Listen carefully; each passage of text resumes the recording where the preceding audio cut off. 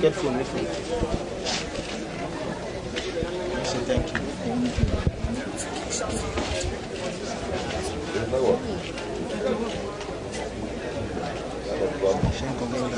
No, don't try. Of course, we'll try.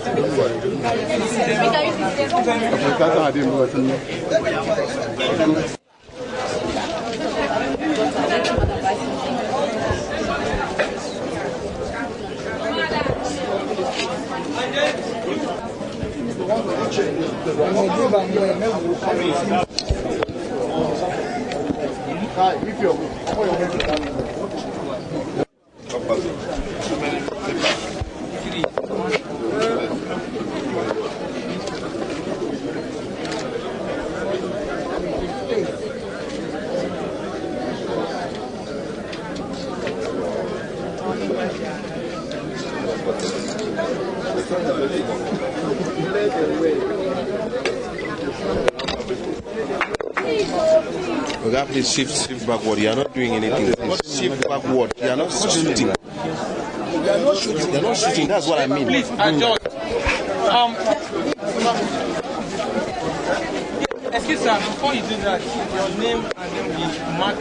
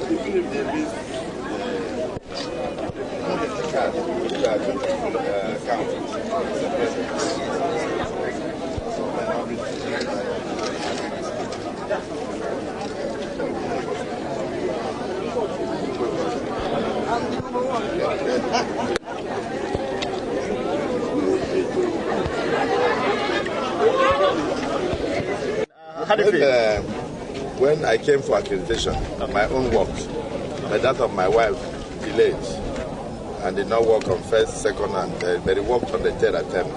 At least, in many the reports I get across the country, in many places it failed. And I also saw something on the website of INEC that somebody has hacked into their system, I don't know, their database and all that.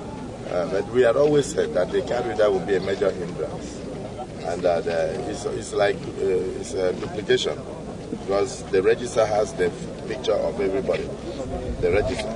So even if you do the card reader, you will still come back to the register and still look at the picture on the person's card, as well as on the voter's card, as well as the picture inside the register itself. So the card reader was a duplication, and I think it was an unnecessary introduction. And of course, I pray it doesn't embarrass the entire election. Okay, Your Excellency, are you trying to say that they should discontinue the use of the card reader? It's totally unnecessary. It's totally unnecessary. But I'm not saying they should discontinue.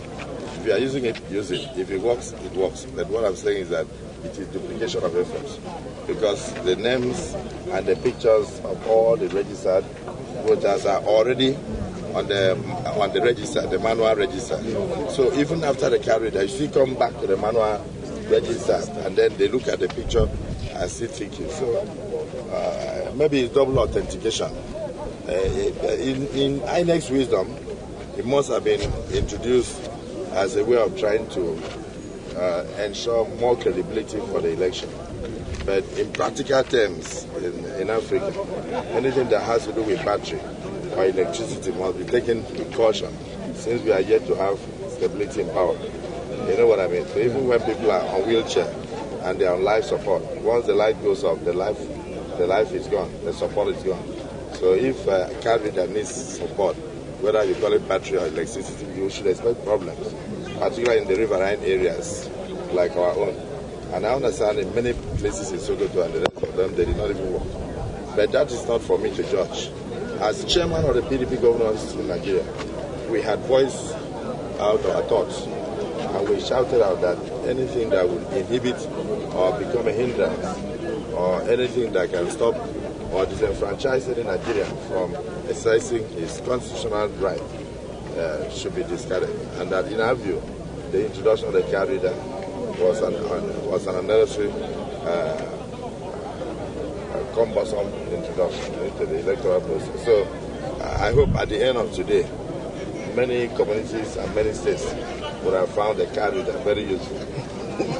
My card reader works. My wife's one did not work.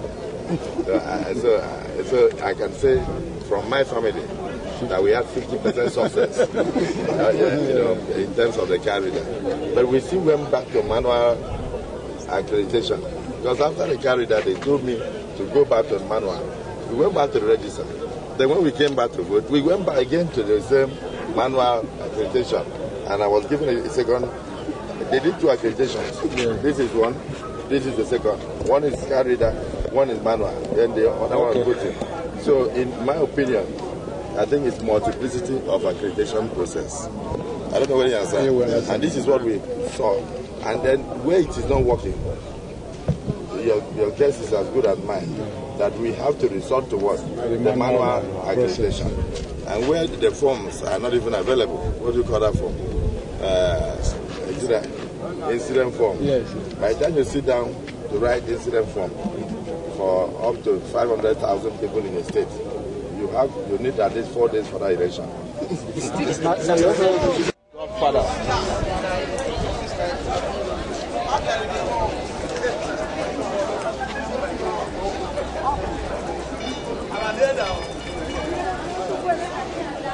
I'm near my This one is like this.